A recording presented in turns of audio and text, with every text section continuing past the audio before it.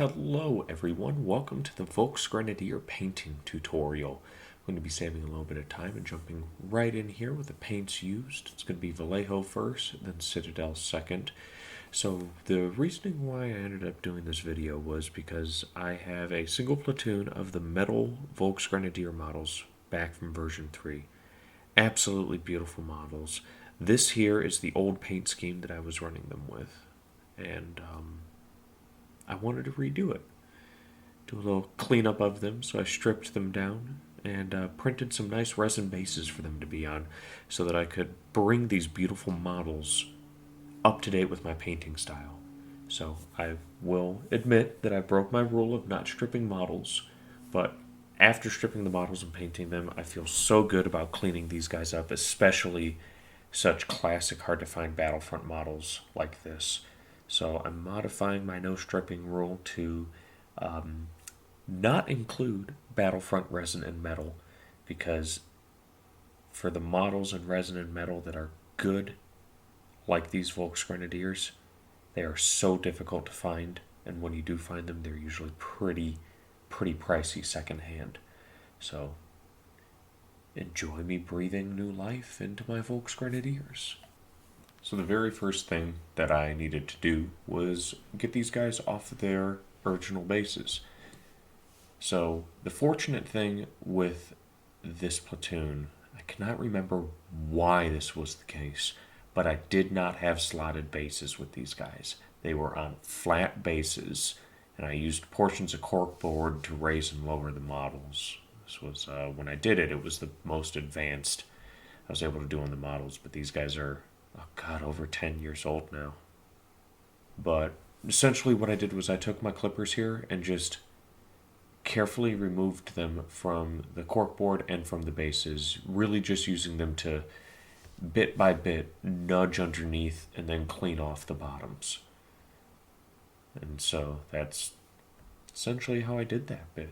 And then it was just rinse and repeat on each individual guy so that I was able to get them all off, and I put them in that little cup there as a way for safekeeping, in addition to having a spot to dump the simple green into, which is what I used to strip these guys. And I also tried cleaning off the bases as well so that I could reuse them later. And I was relatively successful with that. Basically just need to hit them on a sander and it will be good to go. Once they were all stripped from their bases, it was time for them to take their bath. So I use simple green for my metal and resin models, and I have yet to have any issues with them. So they sat in that for 3-4 days almost, and then I take them out with a soft toothbrush, have a little cup of distilled water there, and I scrub and dip, scrub and dip, scrub and dip, and just kind of go back and forth, carefully trying to remove all of the paint. And this was also taking out a lot of the grime and gravel that had been glued to them as well. So I was able to just go one at a time, working my way through, throwing them in the water, dipping them in the water, and dipping the brush in a little bit of simple green and water, just going one guy at a time, scrubbing through. And so I began noticing as I was going through these guys that I was getting about 70-80% of the paint off. So about partway through, I decided that after this scrubbing, I was going to give them a second bath in simple green, because my first bath here had gotten pretty dark. It had a lot of paint, a lot of grime in it. So once I'd finished scrubbing these guys, I decided to move them into a second cup and fill them up with simple green once again. After taking them out and doing a final scrubbing, I test fit them into the bases to get the organization for each team right, so that they all looked the same, either firing or maneuvering, complementing each other. I try to make it so it doesn't look like they're shooting each other. And then once that was done, I did what is being shown here, which is super gluing them to nails. And so what I did with that was a little dollop of super glue in a corner of the nail, press and hold the model on so I can easily snap it off with little pressure and not break the ankles. Once that was all done, I then primed them with my airbrush primer. Just a flat matte black prime, and just blasted my way through, layering it on, making sure it was a thick enough coat to adhere, but not so thick that the details were obscured. My second to last step in the airbrush process is a zenithal highlight, which is where I spray white paint from top down to start my pre-shading. And I just go through and hit each one at a time, quickly running through with just white from the same angle. Our first actual color is German Field Gray, which I'm going to be applying the base coat with an airbrush, doing a light coat so that the black and the whites on the model for the highlights and the shading show through so that it already has some layering on it. So our next step is taking German Camo dark green here and painting our helmets. Now it is important to note that with these, and most late war Germans, some of them have camouflage coverings on their helmets.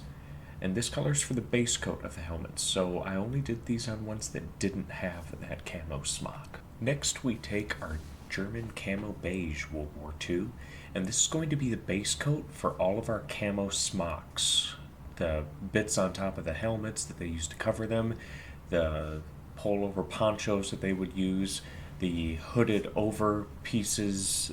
I'm completely blanking on exactly what they're called, but anything that is camouflaged is base coated with this here beige color. Once we're done with the smock, taking leather brown and black and going to be painting up the boots leather brown and their webbing harnesses that they would wear the ammunition on, all the little straps and everything. Those are usually black leather as well, so I went in and did all the lining on that black so it would stand out against the field gray background. Once we get all of that detailing picked out, I'm going to be taking green, gray, and German Camo medium brown and hitting all of our, I guess you could say, secondary leather objects and the machine gun pouches. Or in this case, it's the assault rifle pouches. So the assault rifle pouches I base coated with green gray, then all of the other leather different pouches, the canteen pouch, and some of the rifle straps I painted with German Camo medium brown. Next was our wood, which I usually use Mahogany Brown for any of my wood handles or rifle butts, because it makes it look a little bit different from any other wood that I paint on terrain or basing, for example, so you get that modulation with the browns. But so what I did with this Mahogany Brown was I painted the back of the rifles, the rifle butts, which were wood on the STG-44s, the wood on the Kar-98Ks. Some of the Panzerfaust guys are carrying Kar-98Ks still. And then I went in and the guys that had entrenching tools, I painted the wood handle of that Mahogany Brown as well. Next, I went in with black gray to base coat any of the metals I was using. The MG42 barrels, the Kar-98K barrels, the STG-44 barrels.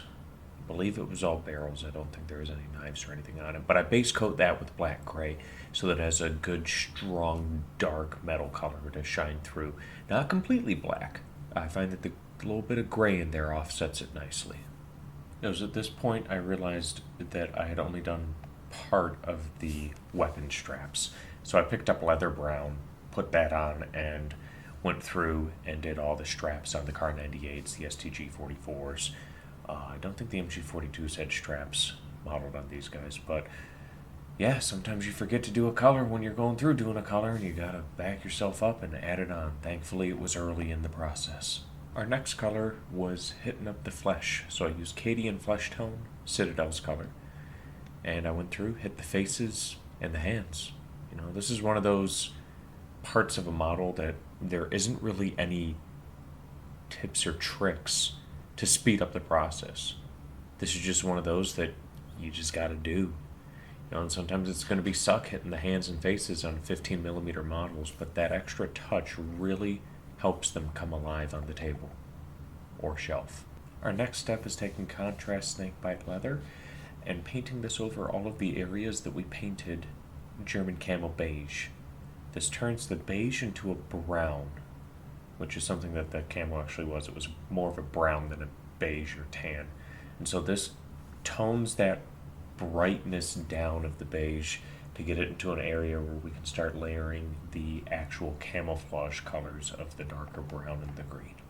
Next, we take contrast black Templar and apply this over anywhere that we painted black gray for the metals and such. So the gun barrels, pretty much just the gun barrels. The magazines on the STG-44s, but mostly just the gun barrels. Our next step is going to be taking Gore-Grunta Fur, watering it down like there's no tomorrow. Like, if you think it's watered down, add more water to it. And then we're going to layer it on to the skin to give it just the slightest brown tinge. I like the Gore-Grunta Fur because it makes it look a little bit more dirty. And we're back with our old friend German Camo Medium Brown. We're going to be doing this to add big blobs of brown onto our camouflage portions. So our khaki tan smocks and such going to get nice brown blobs on it. And now for Luftwaffe Camo Green. This is going to be our other splotches in the camo, giving it that deep green so you get the tan underlayer, the brown splotching, and the green splotching. Next step is real easy. Take Middlestone and paint the Panzerfausts with it, because they have that deep yellow color that the Germans used on everything, that mustard color. So paint the Panzerfaust. Now, for any of the longtime viewers of the channel, you all know how much I love dip washing, so I got my homemade black dip wash here, and you see me just bam, bam, bam, bam, bam, one after another, getting that black dip wash to shade and darken the model even further, using a Q-tip to remove the excess from it. So, bam, get it done. So this next bit here was a little tedious. I had to go through and pop all of the models off of the nails, organize them so that I had each guy set up to the stand that he was going on. So they were complementing what was on the base and complementing each other. As I said, I like making them all work together. And then from that point, because these are old Battlefront metal models, the circular bases on the model itself, they don't fit the slots very well. So you're seeing me here with my clippers. What I'm clipping is I'm shaving down the edges of the circular bases to make it so that they can fit inside of the circular slots. But then once that was done, it was glue time, getting everybody in, always dry fitting before gluing, and then using a toothpick to shift everybody exactly into place before the glue sets. So this took a while, but it was definitely well worth it because the bases then all complemented each other. They all looked like that they were working towards the same goal, same idea. It was very well worth it.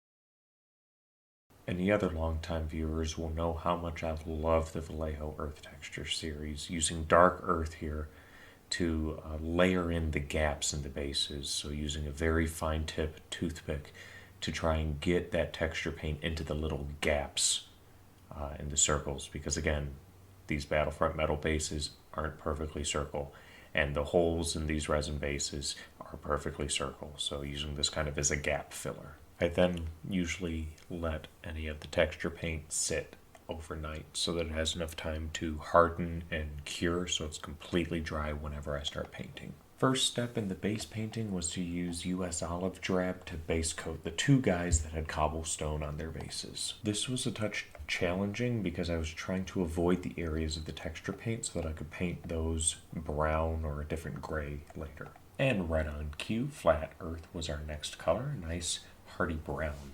And now I wet blended this with the next color that you're going to see, Black Gray, so that I was able to create a mottled effect where some areas where dirt would be coming through, then other areas too where more rubble would have fallen. So doing this created a nice mottled texture of modulation between the churned up earth and the churned up rubble. So I was pretty happy with how it turned out. I then took 4 colors, Flat Earth, Black Gray, Calvary Brown, and Wood, and used all of that to be able to start hitting the details. For the brick, I took Flat Earth and layered on some Calvary Brown. Then for the wood, I obviously used the wood color. I also took German Camo Dark Green for any of the fuel drums, jerry cans, or propane tanks. I then used Flat Earth to also detail additional areas of rubble.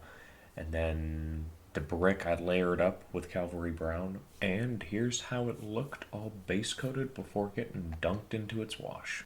Our next step was taking our brown wash here and then running our bases in that to dirty them up a little. Once that had dried, I took contrast Snakebite Leather and Gore-Grunta Fur and went through and individually hit the bricks to give them a little bit of a modeling so that the reds were all slightly different colors like brick actually is.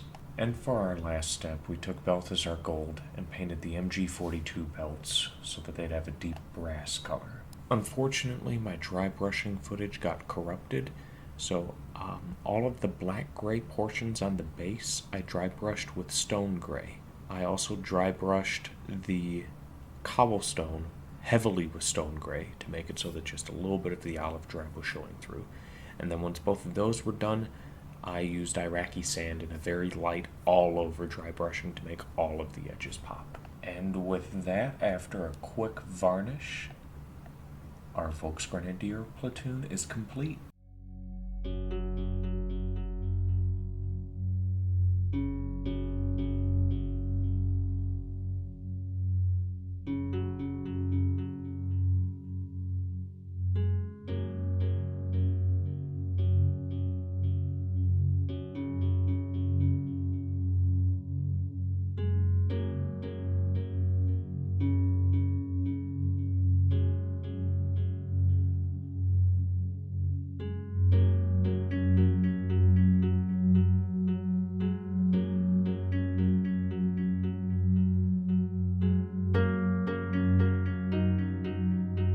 That's it.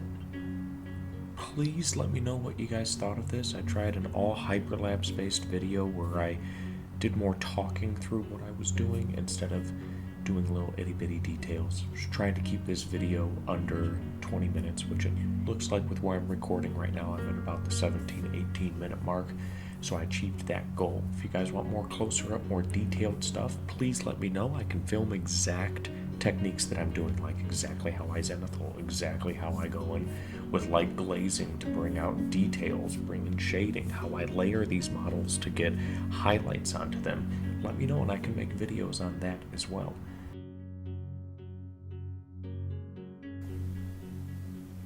I want to give a huge shout out and thank you to all of my amazing patrons. Your support is greatly appreciated and you help me do what it is that I do for you. General Tier Paxton, Paulie One Walnuts, Colonel Carter was here, Tall Step YT, Mr. NV, Ripley, Otto Von Beatus, Lieutenant Tier, Thailand, and XXX 22097. Thank you all of you for your support. I couldn't be doing this without you. You're amazing.